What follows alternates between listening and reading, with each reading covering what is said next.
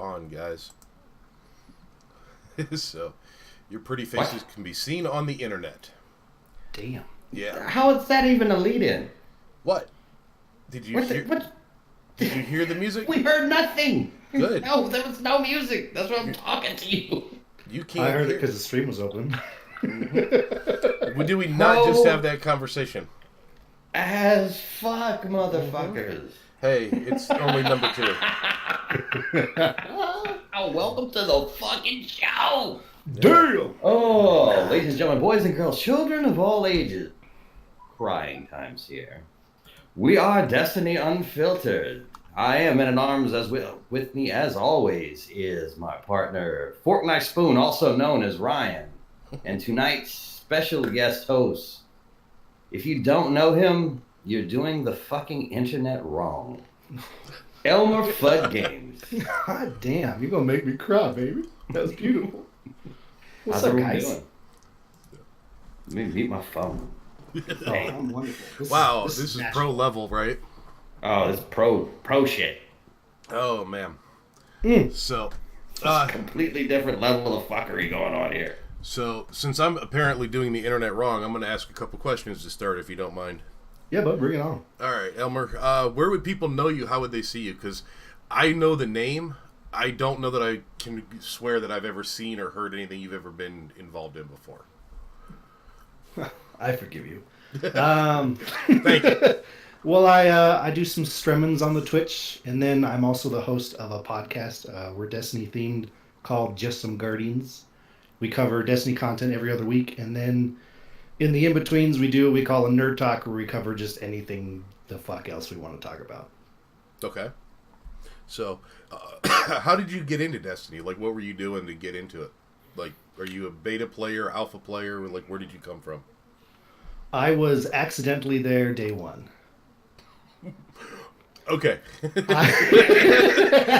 me choke on that for a second. For that reaction. How the fuck are you accidentally there? Did you, like, trip and fall into a GameStop? Basically. Ow! And that's how I got my first kid. But, Nice. No, so, I'd seen some trailers when Destiny 1 was coming out. I was like, yeah, this looks alright. I didn't have a PS4 or anything. I play on PS4, sorry. I know your Xbox and whatnot. Or Not over here. Yeah, PC. Sorry. Hey, we're covering all three angles here. Yeah. But so my best friend Nick, who's a co-host on our show, was really into it and wanted me to play. And he was flying out to meet me. We met playing video games. And him and his wife had gone behind my back and pre-ordered at my GameStop the PS4 white bundle. Okay. With Destiny. And so while we were there, he just drove me to GameStop and was like, here you go, we got this for you. I was like, oh, what? Okay. I mean, that's a nice friend or whatever, but what if you hated the game? Well, I don't know. I would have had a PS4, I guess. I don't know. Got my you do a lot of Destiny stuff, but you're really a variety streamer. You play a bunch of them. Oh yeah, I'm all over the place. Star Citizen, I saw the other day. Yeah, I've gotten really into that. That's really in a good playable state right now. But I kind of have like gaming ADD. I can never focus in one place. So there'll be nights where I play like 4 different games in a row. I'm like, whoop, okay, that was fun. Whoop, next. Whoop, that was fun. Whoop, next. How does your stream respond to you doing that? Do they like the fact that you bounce or whatever, or do you not do that on stream? Oh, they love it. The, handful of people I have. Shout out to all of you. Love you. But yeah, no, they love it because there's a lot of times where, I get found out through Destiny, and then there's games that people forgot they enjoyed or have never heard of, and now they're all into it. Like currently we're doing a big community Mass Effect playthrough of the original trilogy there, the original series. And half people have played it before and haven't done it in years, and we've got probably 5 or 6 people that have never touched it, and they're playing through the Mass Effect series right now, so it's really cool to see everyone get involved. Okay. So, that's all my questions. Rick, what do you got? I know this cocksucker, so I'm good. But one thing about Elmer is, if you're on Twitch for any amount of time, you will either run into him live in a chat, or he is actually going to be on the stream you're watching. It doesn't matter who it is. He just pops up. I am just kind of there. You're not wrong. Okay. I'm inside all of your streams. But well, okay. So today was a biggish day, so to speak. Let's get this out of the way. So Naomi Labs released today. His, We were or I didn't get a chance to ask you at all, Ryan. Did you see any of it? Did you get to follow any of it? no, I'm still so far behind right now. It's not even funny. So I just finished the first Forge to give you an idea where I'm at right now with the game. I'm not too far ahead of you. So, I might be farther ahead of you. Kind of right there with you. so Full disclosure, I fucked off Destiny for about 2 weeks to play Red Dead, and legitimately had to return the game because it was I consuming do your a fucking life. podcast on Destiny. I just would have like kept hunting buffalo. I have Like no real I have purpose in life. I have to say your musical video though was funny, but so being a horse owner, I have actually tried to do what you do in those videos where you run smack into a tree. I've actually tried that with my horse, and my horse literally looks at me and goes, "Fuck you." I mean, well, no. That's the thing about that game. I was not trying to run into I know you anything on that game. I know There's a just, weird mechanic when you're going all out on the horse. Like it can things go sideways quickly. Oh yeah. And like your horse will naturally jump over certain things. Not other things. Not stuff you can see from 50 yards away, clearly coming at you. The horse says, "No, fuck you. I'm not jumping that. I'm just gonna slam into it at 45 miles an hour." I know this is a Destiny podcast, but if you don't mind the detour here, let's talk. Talking about Red Dead. I haven't played it yet, but my wife is really interested, so we're probably going to start the next week or so. First of all, how do you guys like the game? Oh, I love it. I just recently finally finished the what's it called? The epilogue. Yeah, after the main campaign. Okay. So good. I shelved it because of that, because I figured that's kind of... Well, when you get, not to spoil it, but when you get to the epilogue, it's kind of like you can just do whatever you want. There's still a story to progress, but you can just basically free roam everywhere, and there's so many challenges. You can play the game forever and just really zen out. Okay. And I'm like, this is a good place to stop, and maybe a few months down the road, I'll come back and I'll stream that. Please do. You need do yourself a favor and finish. Yeah, it's just, but I'm just gonna pull the ripcord now because I was like 608 light, and I'm like, I have shit I have to do, so we're gonna put this back in the mail and send it back to GameFly. We're open for sponsorship, by the way. But thought that we were leaving that open for liquor companies. I mean, I'll take whatever. It's open to everybody. Real life is a motherfucker. Work is hard. Really, look at these tan lines. They look like Trump, for Christ's sakes. Jesus Christ. These are not from a tanning bed. But, oh, well, okay, so we don't know much about Niobe or anything. I know it's a puzzle thing. It's probably going to infuriate the fuck out of me, but we'll leave that there. This is not really a spoiler, but this is something I kind of came up with. I didn't get to really have time to put in notes because it was 5 minutes before I got in my car to leave work. So someone data mined the quest for the last word. The last word coming back to the game is not a secret. It's been out forever. Bungie showed a picture of it in a trailer, so not really a spoiler. So I'm not going to spoil like the story because all that's kind of laid out in the quest steps. But there's one quest step I just want to kind of throw out there real quick. There is a quest step that you have to be in the Crucible, and kills progress, and when you get killed, you regress in your quest progression. One of those. Yes, one of those. Which I think was wasn't it Chapel had one that had that same thing, and you had to do it for, I think in D1 you had to do it for like the first curse or something. Same thing. I can't remember, but I think there's been more than one actually. Yeah, there's been a few, but to me it's okay because I just screw around in PvP, and when I got something like that in front of me, I'll be like, okay, I'm gonna take this seriously for a couple hours and knock it out.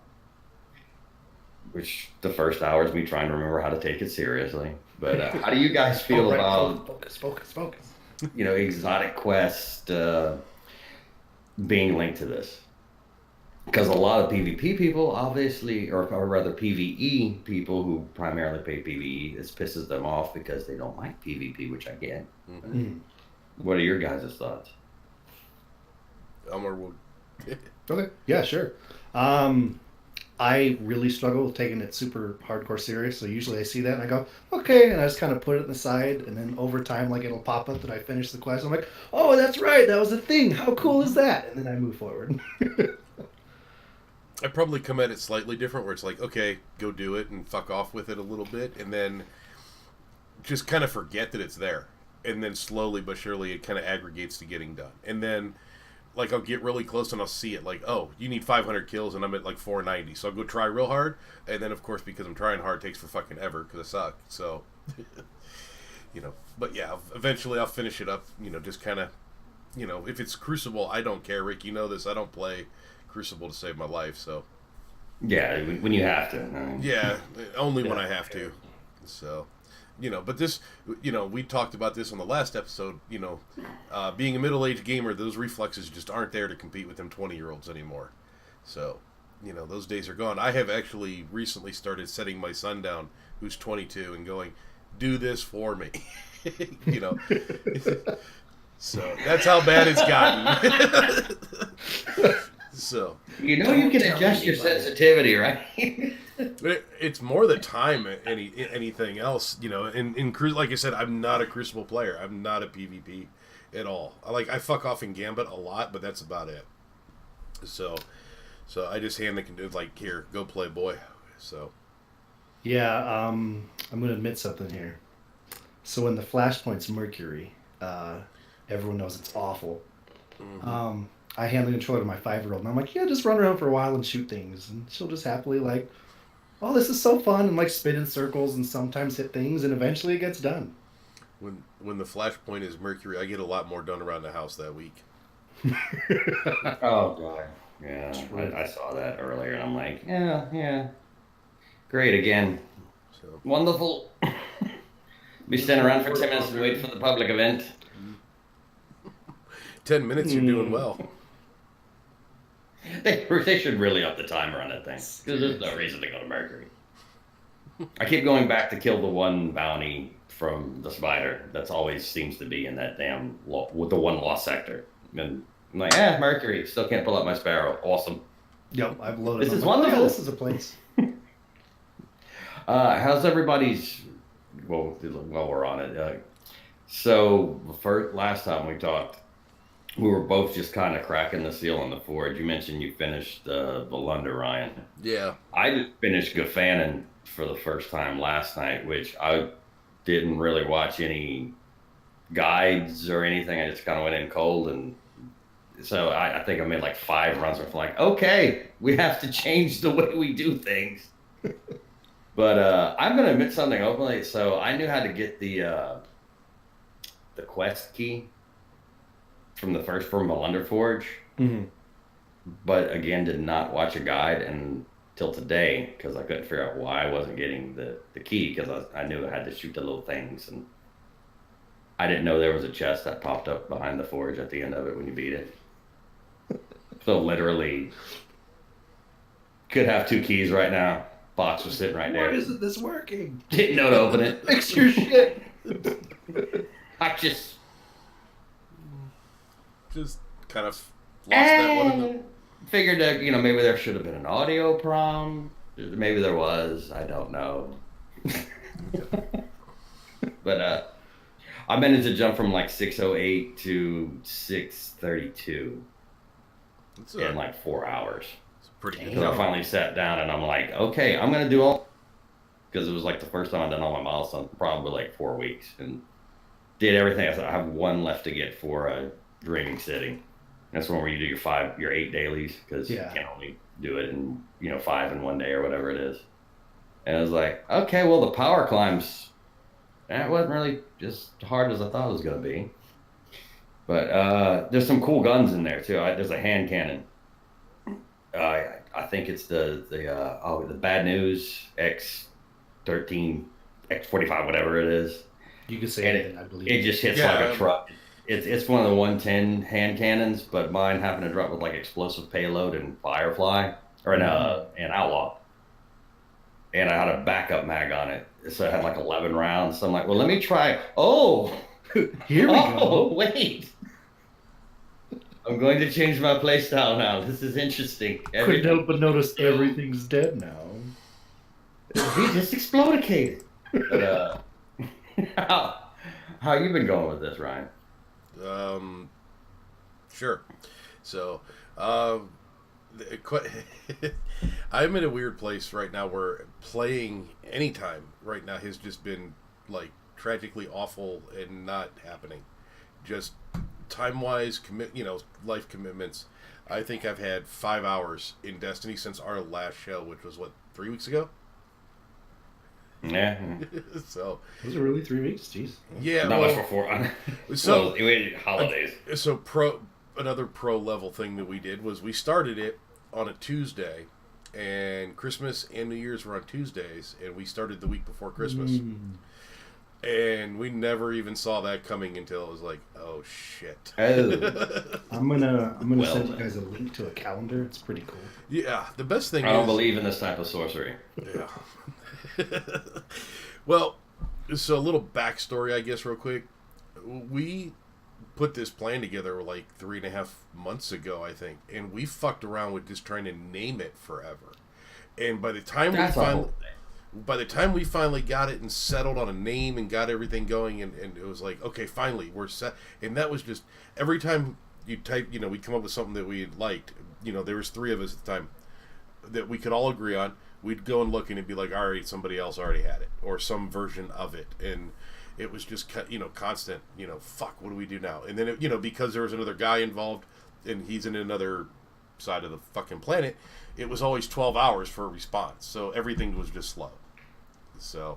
Oh, and the fact that if you try to build a Twitch stream with the word Destiny in it, you have to some kind of way navigate around the thousands of like softcore porn streamers. Oh my god, yeah. When that's a thing. When I was doing the clicks, like, when I was doing the name search on Twitch, oh my god, it just kept coming up, titty streamer, tita streamer. I was like, oh my god. So I've never seen so much glitter in my life. Just gonna research for a minute. Don't mind me. Just type in Destiny anything, and it's not going to be about a minute. That's all I'm saying. So.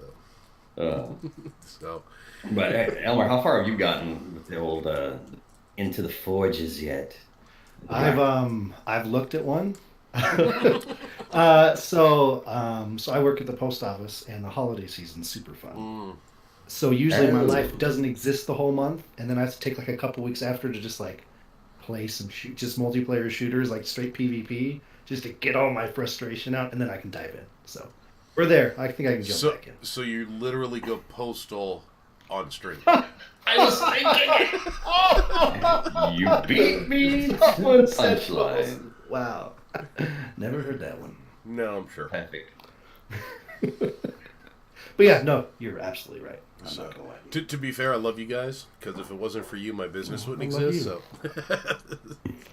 so, oh man, so are you in your time off from work then, or are you back to work, or what are you doing now? Oh, still working. It's just the hours definitely. Cut down. The workload and the hours and everything. Are you getting paid with the whole like shutdown thing? Just going way off fucking topic. Oh, we're totally separate, so it's all good. Oh, thank God. Yeah. Yeah, Amazon I'm funds not them. gonna work for free. It's not a government, thing anymore. Amazon funds them. For the most part. Yeah, that sounds about right. I try not to watch the news at all. If you have Amazon Prime, you get free stamps. No, I'm just kidding. That's not the way that works. Like if the electric goes out, I know the zombies are coming. I have a plan. It's fine. I don't need to see the news. Fine. That's great.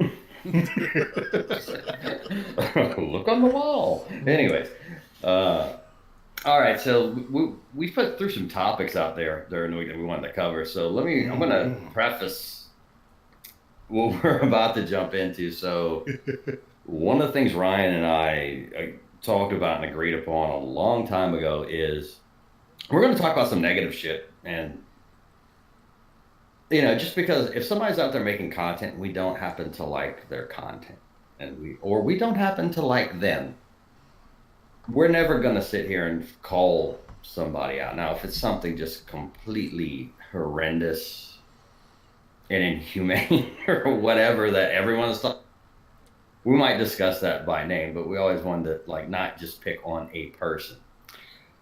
However, if you work for a major corporation, we're probably going to talk about you specifically. So we're going to segue into our next topic. Shitty game reviewers. Who are they and why the fuck do they exist? So I know where Ryan's going to go with this, so I'm going to do my little segue because I'm excited. I only have one shitty game reviewer, and it's really not. Yeah, but it's going to tie up some. It's going to take some time. Only if you guys know who he is and also have opinions on what happened. Because Rick, you'll do a better job describing it than I ever would. Because I drank a lot after that, and I think I've drunk most of it away at this point. It's my thing. It's because I unfortunately had to do some research on this because it was just out there and everybody was talking about it. But in research, you start looking up one topic and then you meander and discover other topics.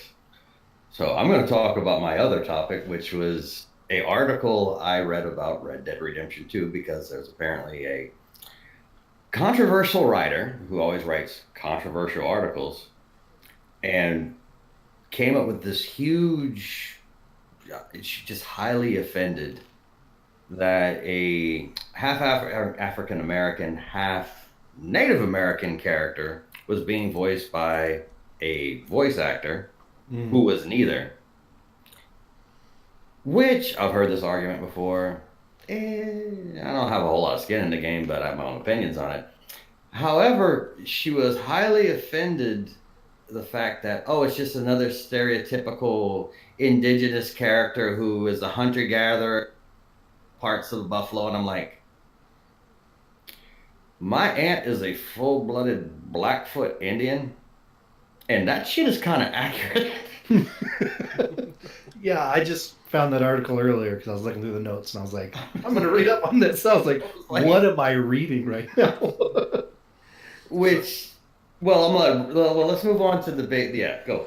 Brian? No, I mean, I'm curious because Rick, we talked about this for a minute, and the question here is they're doing a pretty good job in the game of representation of the tribe or the specific background of the Native American. Does it really matter who's doing the voiceover work? Isn't it kind of the best person for the job when it comes to voiceover? And does it matter what color their skin is if they're doing the voice? It's not like they're in a movie. You can't see them. They're not defaming the characters at all. They're not trying to rewrite history. It's just the voice behind it.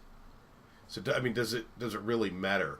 And then, of course, me saying that, being a middle-aged white man sitting, is, kind of, I know, like, I'm not exactly somebody who gets discriminated against a lot, so maybe my opinion's a little skewed. No, I mean, it's like, okay, so I can't remember his last name. All right, shoot. The guy from Walking Dead voices Shax. Lenny something. Oh. Lenny Jones. I'm probably butchering it. Probably way off base. Man has a great voice in whatever he does. We've never seen, if Shaq takes his helmet off and he's blue, do I care? Lenny James. Lenny James. Or if he's a white guy, do I care? No, because he's Shaq's. So it's kind of, he's doing the voice performance. That's why we all love him. The man is actually faceless. We don't know who he is underneath because you can't see a single part of his skin. He's just Shaq's. So Shaq's could be an Awoken. We don't know. I want to know who back in the day, in the 80s, when they had Pac-Man on TV as a cartoon, who did that voice. And if anybody got offended that it was a white guy. Probably not. But I find the existence of the cartoon itself offensive, but this is neither here nor there. Yeah. So, all right. I'm offended by the premise, but anyway. So, the reason why this is a topic happened to, shortly after our last show, the Forges, I think they dropped, and I saw I think it's the Fire Team chat on IGN. Are you familiar with this, Elmer? Yes. All right. So I don't remember if I was watching or listening to it. I was probably listening to it while driving. And their show came out a day or two after the Forges drop. And I heard a guy on there. I won't. I'll let Rick tell you who it was. Destin. His name is Destin. His name is fucking Destin. Yeah. So comes out and says, "Do not buy it. It's not worth your $12." Within 48 hours of the content dropping, when Bungie is sitting there telling you this content is going to take 3 to 4 weeks before you get to see it all the way through. So he's proceeding to tell you exactly why it's not worth your $12, which is, I think, kind of weird because they priced it as it's a $35 expansion, but he's trying to break it down by here's what it costs for this one piece, but you haven't even got the full piece yet, and he's telling you do not buy it, and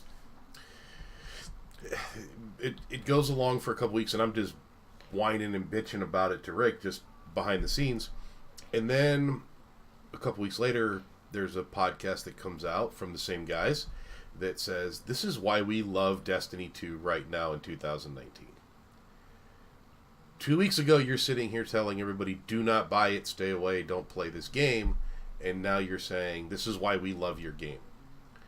And I'm sitting there thinking, if you're a video game reviewer and you are in that position, you have millions of people coming and listening to your podcast for no other reason than you're on IGN, but you're a name, you're a person in that community, don't you owe it to your listeners to say, this is my opinion, I stand behind it whether or not I'm wrong, or to at least come back and say, you know what, I was wrong, I'm going to change my opinion and go, this is why I'm changing my opinion, I've had more time to play it. He didn't do any of that, he just kind of threw it away and said, oh, we love it now. Never an explanation as to why he's changing his mind, never an explanation. It was just, don't buy it, oh, now I'm in love with it. I mean, my God, it's like ex-girlfriend I had. Well, and that's the big thing is it's like, it'd be one thing if it was just, like what we got going on right here. Just a group of just regular dudes, that are talking about their experiences, and you hate it one week, you don't the next week. But the fact that it was IGN is official Destiny podcast that they do in studio, you're like, really? That went by? You guys were like, yeah, go for it, man. So, I don't really care if it's IGN or not. I mean, if you make a comment like stay away from it, then stay there. Or if you change your mind, then come out and say, hey, I made a mistake. I changed my mind. But at least own the fact that this is what what you said, and maybe you feel differently now, but at least own it. He's never even addressed it. He's never come back out and said, hey, I'm sorry for, having a bad day, whatever the, whatever the issue was. He never came out and owned up to the fact that he was like, 2 weeks ago, I hate you, and now I love you. Never did that. And that's the part where I'm like, as a journalist, more than anything else, in that position, you need to own responsibility for what you say and what you're putting out there. 100%. So this is, I mentioned this to Ryan earlier in the week. I don't read game reviews, I don't. Anyone. I watch a couple guys that give their opinion. It does not influence me in any way, whether they say it's good or bad. If something's universally bad, I know about it because I live in the world. I scroll through Google. I have a news feed. I tend to go off of the opinions of people like on Twitter who play games. And it's like, okay, I know this dude. He says it's shit. It's probably shit, but let me see what everybody else is saying. But the same reason I don't watch game review or pay attention to game reviews or reviewers is the same reason I don't watch the news as aforementioned, because several decades ago, the news networks were bought out by, GE was one of them, General Electric, and they figured out that news had ratings and news could generate money. So the news stopped being news, and the news became this shit pile we have in America now, where it's like whoever can say the most sensational, outlandish thing immediately, and you got to get views, you got to get ratings, you got to get watchers, you got to get people tuned in. A lot of these game reviews are the same thing. There's a few of them out there that work for reputable organizations that just kind of give an honest opinion, and I really stress a few. But most of them just come out and just say whatever they have to say, or basically clickbait you with the title to get you to read a 1,000 page or 1,000 word article that is about absolutely nothing. Or Forbes, for example, don't ever read Forbes for any reputable game reviews, because I'm not just saying this because I've heard this. I've read many reviews on Forbes, and sometimes you read an article and it's just like, does this person even play this game? Like, not just have they played it before or anything that led up to this expansion. Did they actually play the expansion? Because none of this works. This is not how any of this works. A lot of times they can be 6 months to a year behind. Yep. So, I read another review, so I'm going to write mine. Yeah, I saw the commercial on Netflix. Yeah, there was a guy who did that. He was I can't remember who he worked. Fuck, did he work for Forbes? But he was like verbatim making. It was IGN. It was IGN. Yeah, it was IGN. Yeah. Of another dude's like word for word, like the timing. It was off by like a second every bit. It's like. Yeah, it might have tweaked something. Who's QCing it? Like, because you have the worst editor ever. Like, nobody's fact checking anything. I'm sure they're all run it. So, print me money. So when this started to brew up, and like I said, I was just kind of ranting to Rick before this was going to be a podcast topic. I started looking at other shitty reviews, or just reviews in general, specific to Destiny, just to see what was out there.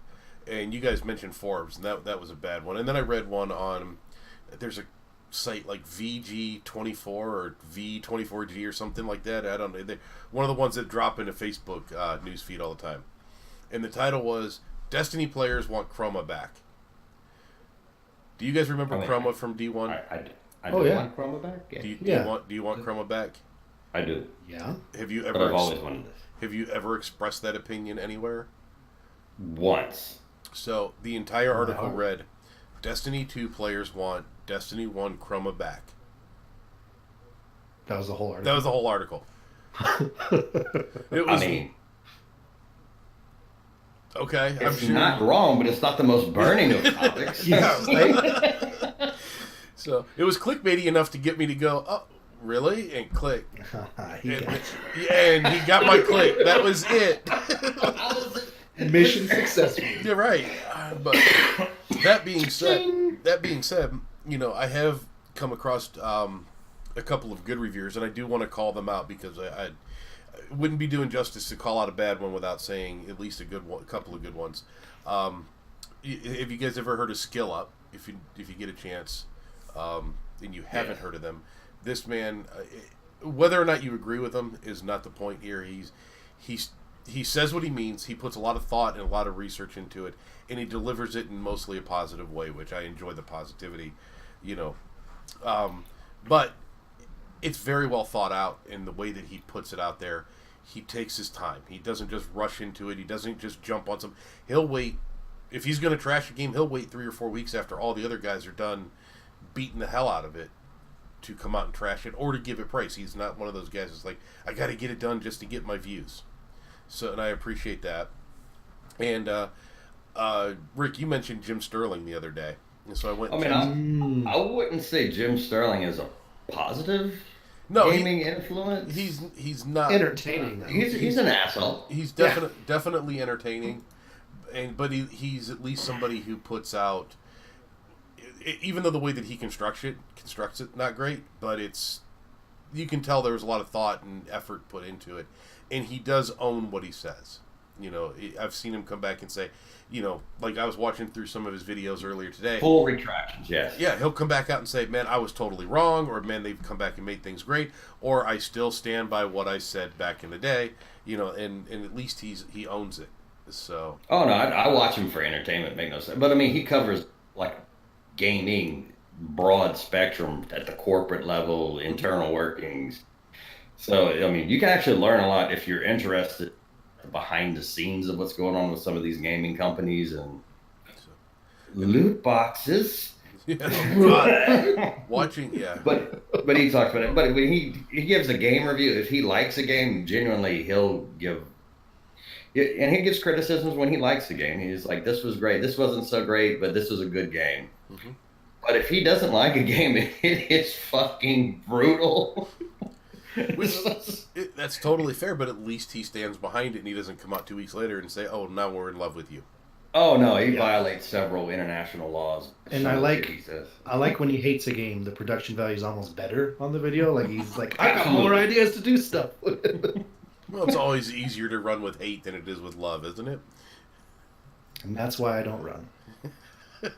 So, two other guys that I wanted to mention real quick. Have you guys ever heard of ACG? Mm-mm. I genuinely have not. Okay. Nothing really spectacular. Just, I mean, he's one of those guys. He gets in, plays a game, reviews it. Production value is kind of like sitting in a room talking about a game, show you some clips. But again, a thinker, which I enjoy. He actually put some thought into what he's saying instead of just clicking go live and just running off at the mouth. And then like I said, at the end, he will own whatever he says. He'll come back and do a re-review sometimes or whatever and say, I was wrong about this, they updated that, stuff like that. So I enjoy that. And since we're trashing IGN, I thought I'd give a shout out to one guy that I really enjoy over there. If you ever get a chance, Ryan McCaffrey does a series called IGN Unfiltered. Probably some of the best... Sue that motherfucker immediately. Copyright infringement. On it. Yeah. They've had that way longer than we have, by the way. Forget what I said. Abort. Deleting my email. So, but cut that from in post. Yeah. Unfortunately, I did remember to hit the save video on Twitch this week, unlike last week. So it's out there, and I'm so proud of you. Handle it. Yeah. But if you ever get a chance, long form interview, hour and a half interviews with some people that you kind of, a lot of them you don't know, a lot of them you've heard of. Like they did an interview way back with Marty O'Donnell right after he got fired from Bungie, and listening to that and hearing some of the inner workings, if you would have heard that interview before you'd ever picked up Destiny, you'd have never picked up Destiny. Listening to Marty O'Donnell tell the story on why he got fired. So I actually have to go listen to it now. Yeah. I'm writing that down. It's like I said, since we're trashing IGN, I thought I'd pick out one that was pretty good, from over there. And I think there's like 38 or 40, podcasts that he's done. And, they're an hour and a half. And he sits down with these guys one-on-one, kind of like how the news studios used to do, where they'd sit in the same studio and talk. And they are some of the best interviews. Even the most boring guy, you're like, who the hell is this guy? By the end of it, you're sitting there going, holy shit, I've learned something. Like the marketing manager for Xbox tells some awesome stories in his interview. I'm like, who the fuck cares who designs the box that the Xbox goes in? And when you walk out of it, you're done, you turn it off, and you're like, wow, I learned something. That's interesting. So, just put it out there. That's a good one.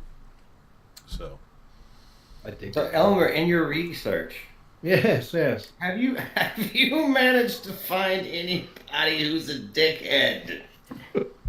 Jesus Christ, Man at Arms. I don't know. I mean, besides me. Oh, right. No, I stopped watching reviewers a long time ago. When it started to go into like, if I click a video and you don't even mention the name of the game in the first minute and a half, and you're just like, hey, buy my t-shirt, blah, blah, blah, blah. I'm like, oh. Smash that subscribe button. Yeah. Good boy. But no, so I used to watch like Angry Joe a lot, but then I don't have time for 45 minutes for a game review anymore. So mostly now I just kind of like Redbox, hey buddy, and I go grab it for a day and I'm like, oh yeah, that was good, I'll go buy it, or that was garbage, I'm good. So, Rick, I got to ask you a question. Before I ever talked to you, I saw a video where you talked about some motherfucker padding his YouTube stats by saying interesting. There's more than one. I was curious as to who you were referring to in that video. Oh, there's more than one. Well, here's the thing about me. If I have a lot of, even if I am not fond of you or I'm not a fan or whatever, if you're putting in the hard work to make 3, 5, 7 videos a week, I'm never going to say anything bad about you because, I mean, God bless you that you have the time and discipline to do that. That's rough. So I might think that you're like the biggest piece of shit in the world, but you'll never hear me say a bad word about you, never say anything bad, mention your name. Now, that being said, doing what I do, go on. Yeah, there may be some people who are just really trying to get to the 10-minute mark on a game guide for something that you may or may not be able to cover 1 minute and 37 seconds. Okay, Sam. Yep. Which I did, just to prove a point. Here's the Thunderlord walkthrough. I'm not even going to use complete sentences and visual cues. But, I mean, But again, okay, so they're competing for views because there is money on YouTube, especially if you're working in volume, and if you can get 1 million views in a month, there is significant income to be made. There is. I mean, you're not going to get rich, you're not going to buy a Lamborghini, but there's a significant amount of money in your life. I get that. So sometimes you have to go out early, especially when you do the game reporting where you're talking about, okay, this is just out. This is a new rumor that leaked. If you're into all that, yeah, you're gonna have to just be the first one out there to get people to watch you because you may not. They're gonna watch the first guy. They're gonna watch the second guy, the third guy. They may watch the 10th guy. They're not watching the 500th guy to make that same video. Because a lot of time when I'm looking for a subject and something that nobody that I personally know of has covered, I go to upload date. Okay, is this current information? And I go, okay, number of views. This has 300 views. Unfortunately, I'm looking for information, so I'm probably going to skip that and go to this one below it that has 22,000 views. So I don't know this guy, but for some reason, this video got 22,000 views. And that's just human nature. I'm not saying it's right or wrong, but the guy who made with the 350 views may have made like the penultimate video on this, did all the work. It's beautifully rendered, cinematic. He has a beautiful speaking voice and is informative as fuck. And unfortunately, yeah, I'm probably not going to know because I'm trying to learn something about something. So it's kind of a double-edged sword. But to be fair, isn't that kind of what happened to you? Didn't you have a video blow up? It didn't blow up right away. It kind of festered for a couple of weeks and then started to get legs. I think it festered for like a month. Yeah. And I mean, that's happened to me a couple of times. Where it's just like, okay, you put it out there and like 300 people watch it and then open up your app and it's like you have 15,000 views and it's like, what the fuck happened? Yeah, it festered wasn't the right word. It kind of simmered for a little while and then all of a sudden somewhere, I think it got shared once and then all of a sudden it blew up on you. Well, it's like, that's the other thing about also not known is you don't have a strong, I don't have a huge subscriber base. So when you're out there and you're that guy, you're trying to make headway, you just say, yeah, you should be trying to do good work. Mm-hmm. Which, admittedly, a couple times I phoned it in, but the topic deserves to be phoned in different, purposes. I think in your case, you probably drank it in, not phoned it in. I've never been sober recording. Fact. No, that's not true. I'm going to clip that so it just I've never been sober, and that'll be the new opening for the podcast. Yep. But, anyway, just bring it back around to it. It is kind of like there's one guy I've been a subscriber to on YouTube forever, and there's been days where it's like I just want to hit the button and I don't even want to see him anymore because he'll make 6-8 videos in a row that are just kind of fluff with a pretty fucking thumbnail and a great title, and I think it's something I want to know, and Lo and behold, it's 10 minutes and 15 seconds, Mm-hmm. and it's about nothing. Yep. Yeah. Don't forget to check the It's like- subscription. I got a giveaway. And oh, not even that. It's just like it was a video generally about some rumors and stuff he thought, and it was about nothing. But the only reason I keep subscribing to this one person I'm thinking of is that one video. But after every fifth and eighth one is actually very good and very informative, and it's like, okay, this is what I wanted to see. And So it's like, which is why I said I'll never say anything bad about that person. But some shit could probably be cut down to 6 minutes. I'm just saying. I'm just saying. Not everything has to be 10 minutes and 2 seconds. in my line of work, I watch a lot of tech YouTubers, and a lot of times we'll get, videos that are exactly what you're talking about. 10 minutes, 12 seconds, 10 minutes, 30 seconds, whatever. And you'll click on it, and it'll be some guy who just sits there and tells you about his day. Like, I didn't have a thing to review, so I'm just going to sit here and tell you what we did today. I cleaned my office, I talked to my wife, that kind of shit. Literally saw a guy, I'm not going to say his name, but saw a guy who showed us how he destroyed boxes for recycling because they had piled up and he didn't have room in his studio anymore. Spent 10 minutes showing us how he broke down boxes. Did you watch all 10 minutes? What's that? Did you watch all 10 minutes? Oh, hell yeah. That was the most interesting thing I've ever seen. See? Solid No. content. Yeah, no. We cut that one off. Just like he did those boxes. I actually did that in like 8th grade, 9th grade. What, recycle boxes? No, it's I used to have a horrible fear about public speaking, and they made us take a speech class. Ooh. So we had to write a speech on anything, which I had been kind of muddling through speech class because, like, okay, you have to do a speech on this topic. Well, if I can go and research something and know about, I can write an outline and just basically read it and, get through it. And you can just stand in front of your classmates. And I can't remember what happened, but it was like 2 o'clock in the morning, and I couldn't. It was like, you can write about anything. And I'm like, I got nothing. And it's like 2 a.m. I know It was that like the feeling. first class. It's like, I got to be in class in 6 hours. I got nothing. And it couldn't have played, like, it really should have been like a movie scene. The way it played out. Like, I remember it vividly in my head right now. I get in front of the class, I stand up there and go, so today I decided to write a speech about how I could not come up with a topic to write a speech. And the process to which I wrote this. And 10 minutes of me talking about, so around 12:30, I'm like, maybe I can write about sports. So I went to the fridge and got a pizza. And it was just basically me telling the story about how I couldn't sleep and got an A. It was about nothing. That's next level, dude. It's just like, okay, well, And what maybe I should plan less in the future. grade was that? I think it was 9th. I hear that story, and then I think back to your videos on YouTube, and I'm going, so that's when it started.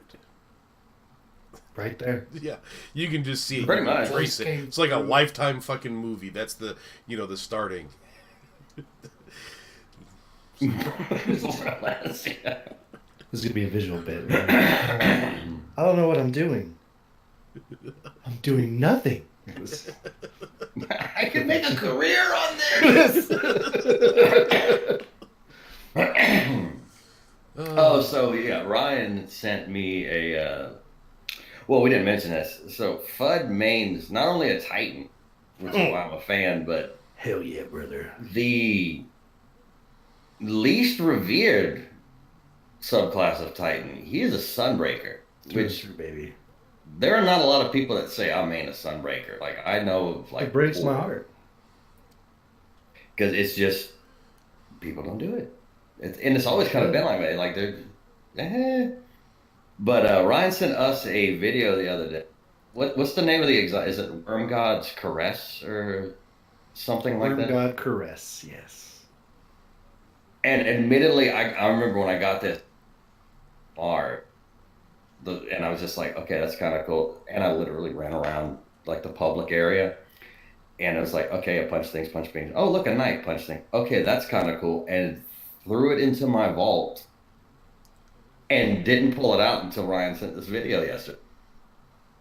Well, So you can basically, if you have a Sunbreaker Titan in your fire team, you can more or less one shot, unless it's gated like Knock Race or something, damn near any strike boss in the game with I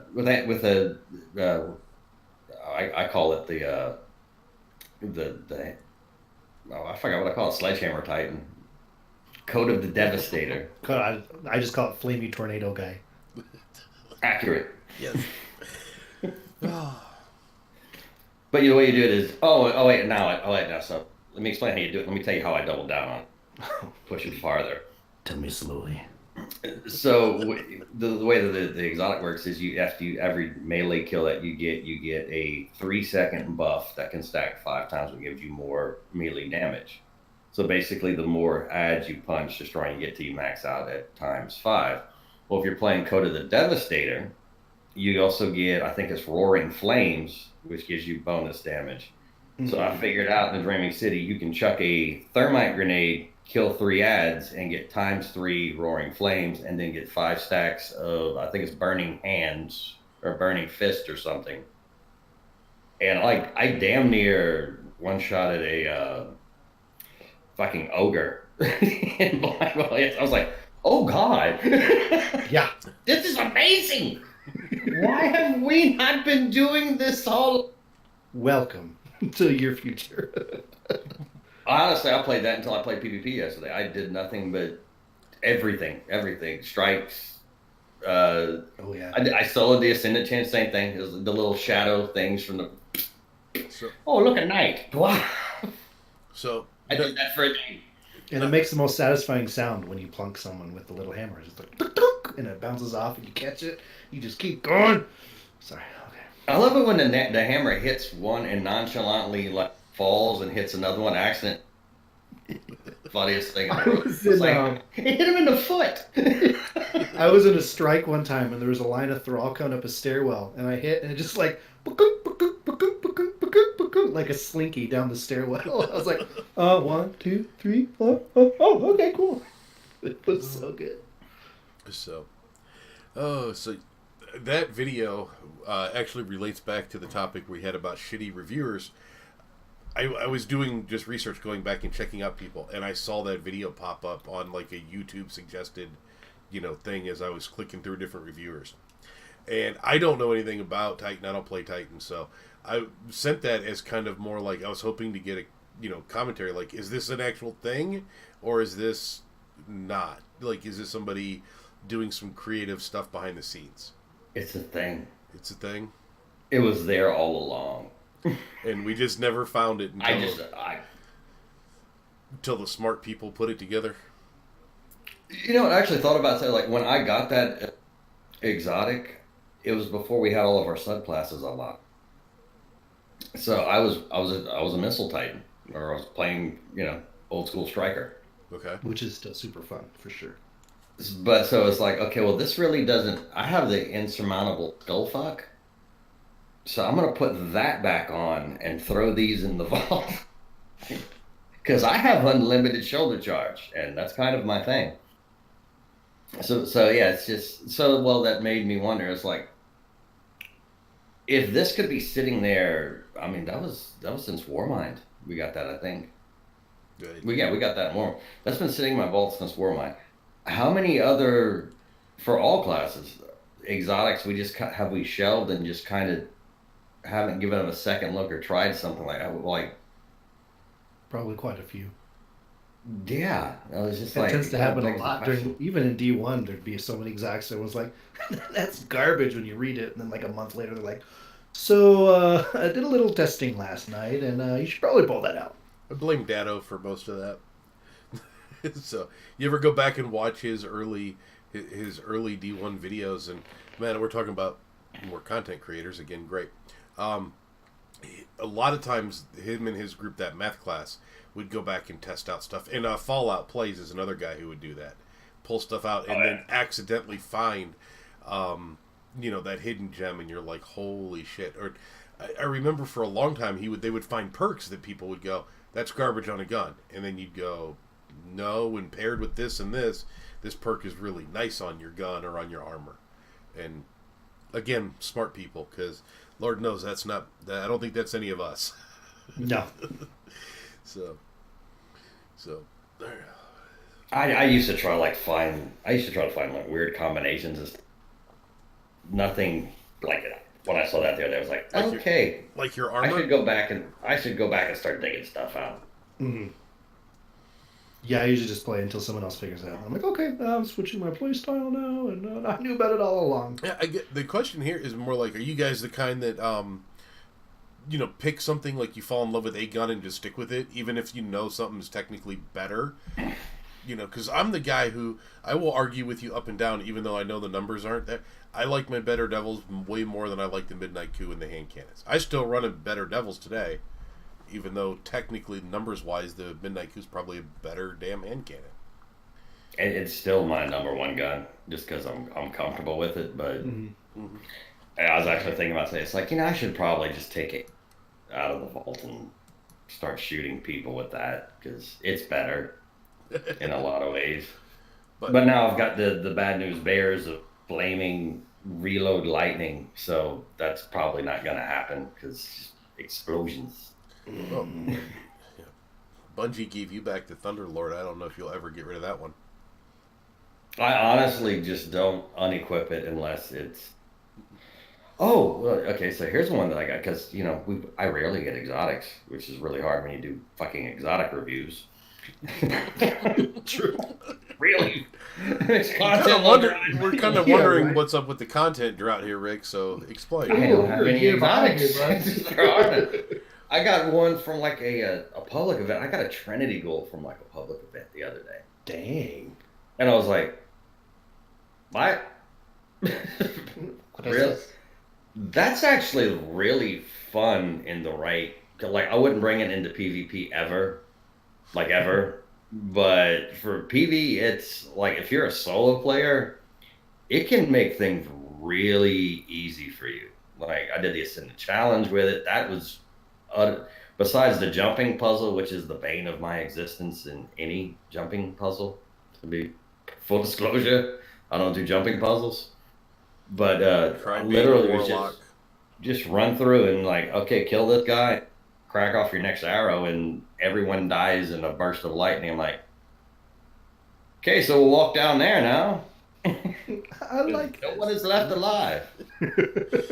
So that was I would try it in Gambit, but I fear ridicule when people see me using a bow in Gambit. I have seen some bows when we get invaded, and I play Gambit a lot on a pickup team, so it's not exactly like the best representation of Gambit, but a lot of times if somebody's invading us, I will see that guy come across, and I always hear people bitch about, oh, it was this gun or that gun is always the meta right now in Gambit. But I see a lot of guys come across with bows. And not only come across with bows, but they're getting 2, 3, and even sometimes a team wipe with those bows. So, I guess, it's kind of more the skill of the person that's coming. But, I would imagine that you could have some fun with that, especially if you have any skill whatsoever. I don't, so I don't know what it would be like. Yeah, I keep trying to use a bow in Gambit. It's just like, no. Motherfucker, I can't use a bow in real life, let alone Gambit.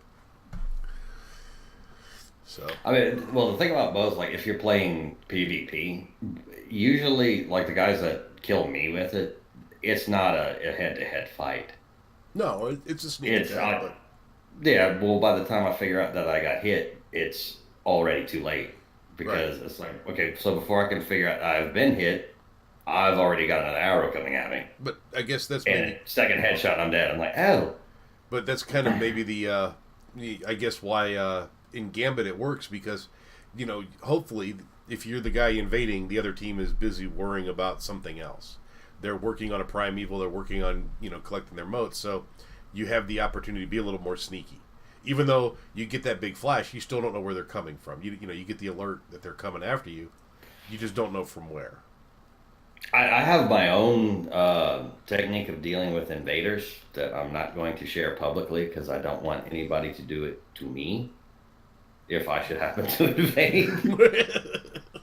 So I'll give mine. So if I'm getting invaded, usually what I'll do is I will cry, and then I will scream very loudly, and then run to a corner, and just teabag a rock until they're gone. And then when it's all over, go back and wipe the piss off the rock. Basically, I kind of turn the rock over, and I'm like, nothing happened. Exactly like the couch cushions. Got it. I mean, okay, I'll share mine. Don't buy white couches. Just throw it out there. That's kind of, I said that a lot. I was like, that's kind of a. And I learned this from Mexican Ninja. If you don't know him, he's a Twitch streamer that's been around forever. He's a buddy of mine, and we get to play together on occasion. We're playing Gambit one day, and every time we got invaded, almost instantly, Mex is just killing this guy. So like after the 8th or 9th time he did, I'm like, bro, what the fuck are you doing? How? Because it's like, it's like invader's gone. I was like, bro, he didn't even finish speaking. You already killed him. So Mex goes, well, people who are invading aren't expecting somebody to rush at them like a maniac with a Achilles shotgun or a clay shotgun. So because you can only invade from basically 2 positions, because you got your spawn, which they're never going to come from, wherever the current enemies are, the wave. So it's really down to 2. So when you hear there's an invader, you just rush one of the 2 spawns. And if you see him, you just start unloading like a maniac. He's right. It actually works, because nobody's like expecting it. Well, which is basically my tactic for dealing with anything, is come roaring around a corner like a maniac and either shotgun you or kick you in the face. Been doing that since year 2. I mean, it just you've got videos about it. So, okay. So, rush with a shotgun. I mean, I guess if you're the invader, you wouldn't expect people to be coming after you. But then at the other, it made perfect sense. But when you, are the invader, and forgive me because I'm not big on invading. I'm more the guy that waits and stands back. Don't you get a little bit of an overshield to where at least it would absorb 1 shotgun blast for you before? Oh yeah, that's why I'm using a high rate of fire one. Okay. It does. Get that full out shotgun up there. Bye. Okay. So, all right. So yeah, I don't like I said, I'm not much of the invasion guy, so I'm more the wait back and see. I'm the helper in Gambit that stands there and cleans out whenever they send over the blockers and shit. I'm that guy. So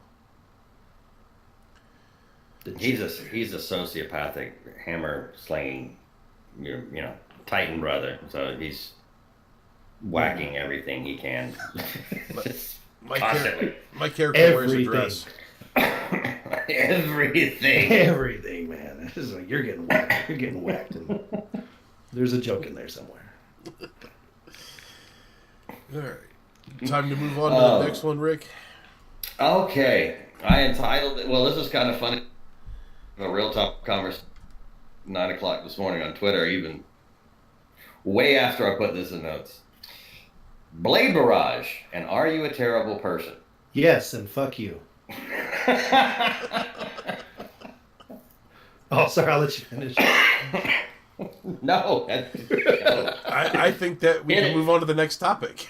There we go. Covered. Next. So, plus one? I think I've said this a couple of times. Like, Blade Barrage is the D2 Panic Fist from D1. It is like, I've been solo Blade Barrage so many times, it's almost embarrassing. It's like, really, dude? Really? But I didn't know they were getting like 75% of their super back or something if they hit like a couple other people. Mm-hmm. Okay, so this is a build. So, buddy of mine on Twitter made a statement, and, do you feel sympathy? And just talking about Blade Barrage. And specifically D1 Striker Titan. So I'm like, well, that's me. So the points I wish I thought about this. I looked it up. So the points I made is like, okay, my D1 Panic Fist, because I called it Panic Fist, didn't have a 75-meter blast radius. Because Blade Barrage seems to kill everything in 360. Because it seems like I'm getting killed when I'm behind these guys. Yeah, I think as long as they see you, it'll lock on and just follow you. Yeah, So that's why field they'll of keep it, view, right? Oh yeah. Yeah, I I think mean, If you run behind something, it'll actually like if they see you before you go behind cover, like it'll follow you around. I think that's lag. Okay, that's true. I play in a 7-Eleven parking lot. I'm sorry, guys. McDonald's, man. Hey. Well, Oh, Wi-Fi! not all of us can afford fancy living, so. I try to play PvP on Wi-Fi because my KD goes. Because my game goes up. No kidding. I had to go to a conference last year, and I was in a hotel room for like 3 days. And it was like 6 megabyte upload, download. Best My KD was unreal. It was awesome. Oh yeah. I'm like, this is what it feels like to be from New Zealand. Amazing! I cannot die! The clips. But, the other thing was like, my Panic Fist regenerated fuck all after kills. So, yeah, if you just, you know what, if you use Blade Barrage, you're a filthy person. I still love you, but just admit it. Just embrace the fact you are filth. So, But at least you're not a warlock. really? Wow. There is that one for him, I guess. Yeah. All right, so we'll see y'all later. I'm still recording. We're fine. Yeah. So. Ryan, you have your whole Nova or I play the more of the support style. I stick the sword in the ground. So, I can respect that. Yeah, it's always been like when I used to play MMOs and stuff. I always played as a healer, and that was more what I was looking for. And when they brought out the new subclasses and the warlock got that healing rift and all that bullshit, that was like that's more my game. So, how? Stupid question, I guess. How do you bring Blade Barrage down or back to the rest of the pack then, or do you need to? Wow. I think we already covered that we're not smart people, and you just kind of threw that whole game development thing on me. Is it annoying and aggravating it for me? Yes. Do I want him to touch it? Not really. I mean, I'm okay with it because okay, so you killed me. I'll be back in 5, and now you probably don't have a Blade Barrage. But like you said though, it's recharging itself like 75%. After a kill or whatever. In Mayhem, just I thought I hated Hunters in Mayhem, but that's not a real game mode. That's Mayhem is fun and not meant to be taken seriously. So, folks, please, if something's not going right in Mayhem, just let it go. It'll come back around and something else will be broken later. It's fine. But no, I don't even really want them to touch it. Okay. There should be you have to pick a specific subclass and you have to pick a specific tree of it's a subclass to be able to do it. That's full committal. Okay, not only are you a dickhead, you are choosing to be a dickhead. I mean, there should be. If you're going to commit, not everything should be balanced. Okay, there should be advantages and disadvantages when you're playing an MMO with multiple subclasses. Not everything should be equal. I asked the question because of the way you phrased it at the beginning. Are you an asshole? Basically, is what you said. So, I'm just a terrible person. How do we help them not be such a terrible person? I guess is probably the way I should phrase it. Well, I mean, let's say you're a guy let's say you're a Titan, because that's really all I can speak. I mean, I have a Hunter up once. I know what a Hunter is. It was a day. But I killed one once. Let's say you're an Ursa Furiosa, and you're rocking the banner shield that recharge. If you Blade Barrage one of those, okay, you're having a bad day because that guy's got a full super and he throwing purple fucking shields at your head now. So, I mean, there's counters to everything. On the flip side, I went in as the same build in the Gefanen Forge against the teleport you around the world servitor. That was not the best choice. This was not the enemy to pick this one. It's like, and kink. Fuck. Where am I? Now what? I need more ammo. Help! Oh, Christ. I mean, just me personally, I don't really like Nerfs to begin with, but it's not so insanely broken that they need to touch it. Just leave it. As long as what I'm playing is OP, it's fine. I guess you can always choose to be a dickhead, right? Just own it. Absolutely. Just own it. Oh. Anybody got anything else? Because we're out of notes. No, we have one other thing. Guardian Radio going away. Yeah. And I'm glad we skipped it and saved that to the end, honestly. Yeah. So, well, Brian, you know better than anybody. So. Well, okay. Go So, ahead. I mean, Elmer, how much are you a fan? Are you a listener of Guardian Radio, or do you know? I listened to them for a very long time. I've now gotten. I don't have as much time in the day, so I tend to just kind of listen to like my personal friends and their shows. Right. But yeah, I used to listen to them a lot. Okay, so you know who they are. Oh, absolutely. And Rick, I know you are on the periphery of knowing who they are. You never really listen, but you're aware of who they are. No, I mean I've followed Mesa for a long time. Right.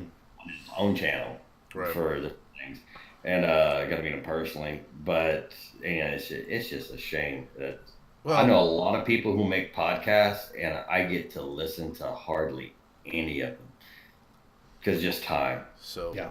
So they put out a tweet this week that next Monday, whatever the hell day that's going to be, 14, I believe, is going to be their last show. Due to you got my calendar. Oh yeah, the sorcery worked. But due to family and all that, and whether or not you like them or hate them, I take this back to our opening conversation. Positive reporting, good reporting. I always thought, I've been one of those ebb and flows where I've gone in with them and then out and then come back in and listened and stuff like that. Again, they've always stood behind what they said. Obviously, they had some connections at Bungie, so they knew some things in the background and, could speak to it very well. And they were never negative, which I kind of appreciated too, because, knowing Rick, it's all negative and it all flows downhill, so need some positivity in your life. But it's just kind of sad that they were the first ones that came along and tried to help build the community that Destiny, kind of relies on so much, and to see them going away. In one hand, I want to kind of say thank you, and on the other hand, say I'm gonna miss you guys, and it's kind of sad because it brings up a question: is the interest in Destiny starting to wane from the outside? Like people wanting to invest so much time not only playing the game but talking about it, listening to it, being involved with it, or is this just a condition of, man, these guys are probably just burned the fuck out? 6 years of doing the same thing. Exactly. I mean, I know what the answer is, but I'm asking the question. Where do you guys think? Is there a lack of interest from the outside? Okay, I guess I'm jumping in. Go. But if you're listening on audio, Rick just made some really, really fun faces. I think his brain locked up again. I got to answer this question at 4 a.m. I got nothing. Yeah. But well, he's still working through the calendar. How do I open this? What do all these boxes mean? There's numbers and stuff. Jesus. Well, like over the last couple of years, even you've seen them try to change kind of their schedule and do less shows or shorter shows. And so they've been trying to make it more reasonable for them over time, for sure. So I think, on that point, it was definitely one of those, like, a lot of production value, a lot of work going into it, doing it every week, 6 years of it, that's going to burn anyone out, really. A lot of changing of hosts and stuff like that, too. So, because at one time, they were 5 or 6 deep as far as hosts, right? Because they had Bell, they had Baif, Mesa was there, K-Dub was there, Mark was there, and then I can't remember if there was somebody else on at the same time with them or if they've just rotated. And they had like some other hosts that were there originally that aren't there anymore and things like that. So, yeah. But I know Mark has been there since the beginning. And I'm pretty sure he's the only one. The other guys that are there now weren't there when they started. So. But as for, people's interest in Destiny from the outside. Even like, I still have time to listen to a lot of podcasts just on my route at work, and I listen to a lot of just different gaming ones that aren't even Destiny centric. And usually Destiny will come up religiously all the time on basically every show. So Right. I don't think there's a lack of interest at all. So the reason why I asked that question though, and I don't want to jump into another rabbit hole, we did see a host of another very popular Destiny show kind of pack it in at least temporarily. If I don't know if you're familiar with who I'm talking about. Okay. Yes. Yeah. You were about to say it. Yeah. Yeah. And I don't know what his reason is behind the scenes. I haven't had any conversations with him to know why. But I sensed that it was coming from before when I used to deal with them on a business level. But I know there right now there's a lot of like anger and animosity about certain things in the community towards certain groups, and I'm wondering if people are pulling back for that reason also. So, Well, I mean, truth of the matter is, these guys have families now. Mm-hmm. I mean, they're significantly younger than me or Ryan. Kids get older. Kids have needs. Schedules change in real life is a mother. True. So when you do this, which this is something you do because you love it, and it's a hobby, and it starts to interfere with life wins. So it's just a sad thing, and it's like we kind of talked about this last time. Your work-life balance, then you play games, and it becomes a work-life game balance. Mm-hmm. Things change, something's got to give. Well, yeah, it's doing all this and the amount of content that, like Mason puts out content almost a day still, and he's older than I am, which is an achievement. And that dude is constantly sick, and you can hear it on him. You can hear the wear and tear. He's just, every time a new piece of content drops, he'll work his ass off 7-8 days, and then he'll show up for that show and go, I'm dying, guys. And you can just see it on him.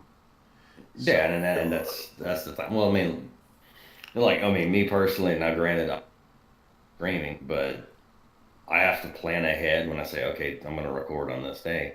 I have to plan ahead. So the day before, I have certain things I can't do, and I can't, I got to know, because I talk at work all day for work. So it's like, okay, if I could kind of find a way to skirt out of, these longer conversations and cut them short, I can save my voice for tomorrow. But yeah, there's a physical toll on you as well. And then, let's face it, we've all worked a job where we've been there for too long, and it's like, it's not a bad job, but there's bullshit. Mm-hmm. Mm-hmm. You can get to the point to where it's just like, you know what? I know any job I go to, there's going to be bullshit, but at least it'll be new bullshit. Because I'm tired of the old bullshit. I'd like to see some new bullshit. There's also the idea of possibly opening new doors too. For those three guys that have been doing that, maybe they've turned down some other opportunities because they've been committed to the Monday night show and production schedule and whatever that entails, and Lord only knows what they put into that is amazing. Absolutely. So, and I don't know what it takes to edit their show or to, manage their accounts and social media and everything else. But maybe they have turned down other opportunities where now they're finally like, maybe it's time to go see what those other opportunities are. Or maybe something came down the pipe and said, it's worth it to shut this down to go do that.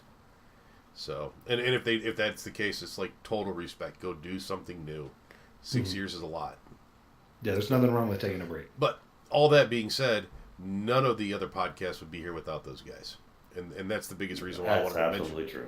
Because they really were the first and the longest ones, and they set the tone for everybody else. And Lord knows, like I said, nobody else would be here without them kind of blazing that trail. I mean, they were podcasting about Destiny a year before it was a thing. Yeah. They were just making shit up, before the beta. I read this, and it sounds fucking awesome. I had a dream last night. Yeah. I mean, they had a host at one point that worked for NASA and was just a rock guy, and he would come on and talk about the rocks on Mars and shit. Yes. Craig. It's like, Jesus. Oh my god, I forgot about that. But I mean, that was at least that was how they got their content, because they didn't have a game to talk about, And I mean, obviously the game came out and they crafted it around that, but that was their early days, and it's like, had they not done that, we wouldn't have had Planet Destiny, which then turned into DCP, which turned into Planet Destiny and DCP, whatever the fuck that's going on over there. The Crucible Radio guys. I mean, we could go on and on. Elmer, you do another podcast. What was the name of that again? Just Some Guardians. Just Some I mean, you took your name right out of that game. At least it sounds like it. So, I mean, there's just... yeah. But, yeah, it's just, my God, without them starting that, I don't think any of us would be here doing this. And I don't think the community would be as strong either, because there is a lot of people who are invested in pay attention and help out more because they think of what Guardian Radio started.